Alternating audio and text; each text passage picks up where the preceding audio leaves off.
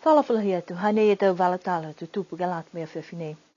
Kua whakamanui na tua e mdakawi ne kua amana ki ke tālanga e whale he taonga ni we, ke toka e tau koloma huinga ke he walfunua I halamahanga. Whakamoli ai he whakatuwhono ha Japana e taha mawhihianga ke fuaki laumtai tupi ke lata mo e halatahi haha kupu. Tahe mdakawi ne kua hohoko mai ki he motu ke liwaki mai whala tau tangata ni we ne kua leweki ai e le tūl ki ai. Kau whakataha e maanga kumdalau ki whakamailonga, whaanga fūre tau, tari mehe kamata halau tūla tau aha whakatātā. Koe aho nei ni kua whakahokua e whakamanui naanga ke lata mo e wala keli halamhanga, ni kua whakatoka I ke lata mo e talanganga he whale taonga niwe fōu. Koe whakatokaanga me matakahua nei ne kua whakamōli e he te whakatawhono ha New Zealand ni mo niwe, buhala mai he ofisa komisiana tokolunga New Zealand, pia fōki mo e ofisa he PMCU he whakatawhono niwe. Kua hokua tuai whalu I tolu ne kua ui nei ke whakamailonga taha aho mahuenga mai tau tala tu whakaholo he motu. Koe whale nei he taonga niwe kua whai mga aho he whakatutala he whakatawhono, tali mai he malona e kaina I huanaki. Moi kua mole e hongo fulu e tau, to mai ki ke moa e tau tupe, ke langmatai ke whakamatapatua ke ngahua. Koe kamataanga nei he tau whakamōri anga ke lata moe matakawi, ka whakamatapatu ki ai e tālangang he kaina, moe hai e te ononuanga ki mua. Onono ki mua ke kamata tālangang he whalinei, he kuata whakamua he tau kahau. Koe tau kumikumianga po ke tau ngahua kua manake PMCU ke tālanga ke mau te tangata ngahua, the project manager, pia whoki ni me tau construction contractors, ke o mai ke kamata tālanga. Koe design, po ke detailed design, katalhau, koe haia he tangata tālanga whare, kua mamanaki ke whakalaulahi atu, po ke whaka longa o te whuke tau talangoanga ke lata mai tālanga he whare, ke lata mai tau tangata kua kamanaki ko mai ke tālanga he whare. Kua la he whakatutalanga, he whakatuwhono ke he tau ka mole, hoko mai ke mga honei, ke lali ke whakamōli e tau manako, mai ka ina mahuinga ke lata mo e tau tangata ni wei osi. Le pehea e matua palimia ko toke tālangi ko e matakahua nei, kua lewe whakatutala, tari mai he tau wāwhiwha, he mole a whā ko heta. Kai liu tuku atu ai ke whakatutala mo New Zealand he tau wāwhi hongo whamatolu, ke kumilamatai moi moa mai e tau tupe ia.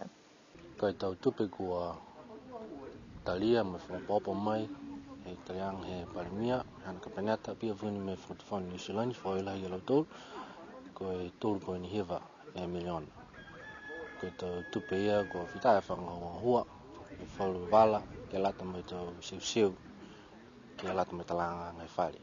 Ko e whare, lahi e whare, ko mamanaki ko e museum, ke taka e tokoloa, taonga niwe, ke ta auditorium, ke toka e stage, ke tālanga e tau tufunga motu niwe, ko e amanaki ke whai archives, pia whangi me library, pia whangi me tau ofisa ke lata me tau tangata hua, ke lata me taonga niwe. Koe kaina nei to toka e te taonga mahuinga he motu, to whakatoka I whuki e matakawi ka whakatātai te koloa mahuinga, tau ofisa ngahua mai tau tangata ngahua, pia whuki me whale toka pepa, mo e whale mena whuki. Hanei kua whakamōli tuai e wala whakamua, kua whakamanui nei e matakawi nei, amana ki kamata e tau whakatokaanga, ke tālanga e whale, he tau kahau, mo e fuafua ke hongo furu, ke hongo whamau e mahina, to mau popo. To mai ke moa e tau whakalaulahianga ke matangahua nei, ka ke kua kamata e he tau mahina kukui mua, mo e skisi atu ki ai ke he tau whakaholuanga I mua. Kua whakamōli tuai ke hau tuloto he whaitap ka mole e taha malahianga ke moa niwe whala tau langmata I mai he motu ko Japana. Koe tau langmata I penei, kua moa mai haka manaka he palimia he motu koe lilifu ko toke tālangi mai takitaki lahi he motu ko Japana he mahina ha me he tau uawhi malima. Ke moa e taha whakawhetuianga ke moa mai whala tau langmata I tupe, Japana ki niwe. Koe langmatai whakamua nei ne kua moa niwe koe ua se au tongu whamataha e awhetala he tau tupe ne kua moa ke valita e hala. Mo tahi fua e vai mai malalo hela ke hoku ai ki he mana ni ko tutua e tau pelewafi pia foki me tau seanga he tau whale whakamumuli mai tau tangata ka whakaonga e hala tahi i tuhia ha kupu. Koe taha ni he tau amuna ke anga moturu he kansoro ni mongo whakapani huhu mai a motu ki loto. Si talia muia me manako motu ki hoko hife hila, hoko hife e vai ki he hala tahi. Me manako foki ki whakahanganga mi teke hala hako malona hako lewa foki teke hai tausi. Si ono tu foki, manako foki ki whakalohi e mene ki tutua e damutoka hako tokolonga e lo turu ni whai waka mai manako ki uhifu ki tahifu e tau waka. Si ke kakanu haia, ni ka tamata i donga hua ni, si hani ni hoke tau ka moari ko whakamoari, mo e lali ki ai ke whakaholo ki mua i palana mo tūru po ke pepa mo tūni tuku ki loto ke maike ki moa e tau tupe ni ke langmatai ki hama tūla a halata. E manako fuki ke whai anonoanga ke leweki e tau halatahi, ha koe whaulu halatahi ki hana whakataputapu, whaulu halatahi, kai manako ke whakaonga ulo e tau tūru i halatahi ia, whakaonga he tau tangata he maanga, pia fuki ni mo tau tangata he motu. Koe whakaue ni ke haki he whakatufanu niwe, ha koe halau tūlo a talianga ke hama tūla maanga, whakaue fuki ki he whakatufanu i apana, ha koe whiwhiri lau tūlo mo tūlo a whakaonga, mo e whakaue ue tūlo fuki ni ki tatangat ne lang matai mo tūlo ke tuko e whakaholanga ni ki loto he whakatufanu ke maeki, ke moa. Mo e whakaue fuki ni ki tatangat he maanga, ha ko talia uloi mo tūru e whakaholanga ni. Mo e manaki ni ke whakaholanga hua, mo e kisia e whakasianga, ke maiki e tatangata ke whakaonga uloi e halatai. E talaha wai Angela Tuhipa mai he whahinga hui ho whisa he palimia, koe whakamua nei he whakaroang pe nei. Si kua whai matanga hua fuka lau tūru kua whitani e maua mamanaki, ke whakamole tau tupi langmatai mai he mūtu ko Iapana. Me tau whiwhirianga kohai, ka maua e tau whanga langmatai pe nei tō utani ki he tau tuhi ole langmatai tupe. Mai he tamtakau taki tahe motu, mo e whihinu mela tupe kua manako po ke amamanaki ke whakamole.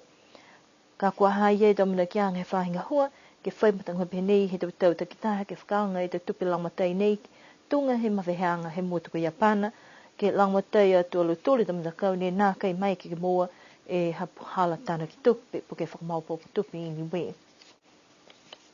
Tahe mtakau ni kua hoko mai he motu ko New Zealand, ni kua hoko mai Pawaki, ke ta mai whalu tangata ni we, ni kua leweki au talo tūru ki ai, ni kua nā kai maupopo te walanga seno. Kua whenonga nei, ni kua whai mga ho he whakatakotaka me palana whakataha mo e tau mangwhawa halo tūru nei.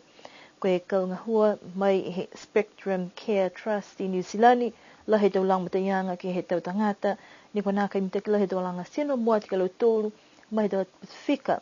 Wa hai i foki e tau tangata ni we ni kua ngahua mai trust nei, o si kua muka foki ki o mai ke langmatai. Talaha wai e Anne-Marie Eric, kua taha puhala nei halo tōru ke whakahanghang mita ke tau maui he tau tangata, kai maua foki tau matutakianga ke tau mga whawa, mai tau anga whakamotu.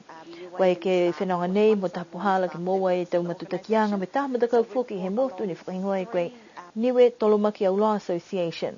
Kei loa koe heingoa e tau puhala ni kua mai ke ngahua kau whakataha, ke whakaholo ki mua e minta ki he tau momo i tangata. Amana ke mtakau nei ke tuk whenonga i hea hopi pongi, kai manako ke whai mtakau foki ka tamai ki he tau mga ahu i mua. Ne whakahoko ai e hau whakatata he maanga ko mutalau ulu lau tā ke hau whaiu mo e whai tapu kwa mole. Mo i sia tokolonga te tangata ne kua whakalata hātu pihia molu tōru, ne kua whenonga mai Pawaki ke lata mo e hau whakatata, mo e whakamanatuanga he aho Pinyamina. Koe whakamanatuanga whuka nei mole he tamatai e a whakatata he whaang furutau e kua mole ki tua. Kua ki sia e munuina ke he maanga ke tau fua mai whunua mo e tofia ni kua longa. Ka mate ha whakatata ke he whunua lotu, si whai mga holo tū he hiki atua i ke haonga he i kofi, liu hiki atu ke whale tonu he maanga, mo liua ki atua i ke he whunua i he lotu male. Talaha wai e tahe te hukui te whiwhin he maanga ko ia whoke e taha he tau ko tofa tūwhono tak maanga, mai he tau ka mariki toa, ko sifa Ioane koe furuala he aho, wa liua ki atu ni ke tau tangata mo lau tōru e tau hakenga he maanga ni kua kau whulataha. Kom talau e maanga ke waki ne whakahokua e aho whakatata ke motu niwe. Siko tūmau ni he talhau e sefa ke kumikumi puhala ke whakaholo ki mua e fulfluala he aho whakatata he maanga. Ko whakau e ai whoki e takita ke whanu takitaki maanga ko Tēni Panama ke tau tangata he maanga hako halo tōru a anganga kau whakalataha. Me malolo ke whakamutala he aho tunga mo i ko pilang kiai. Ko tau fua he whanua whoki taha he tau wala mahuinga he aho whakatata hamutalau mo i ko kisia whoki. He tau nei e lalianga he takitaki maanga ke langmatai ke tutungi ai awhi mamafa ke langmatai ke te palau. Hau he tau amanakianga ke lata mea hau whakatata pihia mo i whaianga hau he aho mama. Longa te whewa ki kehe ni kua whakawhita ki ai, koe te whewa whau tunga ia ni kai pumpo vitufi, kua mua tini he furufuala hea noa te tunangat ki ai. Ni whakawasi mai mawhale te whakau humdalau, ke he tau kua li whakawhiawhia mai tau whanau e he maanga. Penai te wala tala te tupu ni ko mō mai ke lata mai awhiawhine amana ki ke liriu ke whalewe penei whoki ke whahi tapu kahau, ki anonofua mai munuina, e uki waha taupu ni hanga wata ki ai. Unini po.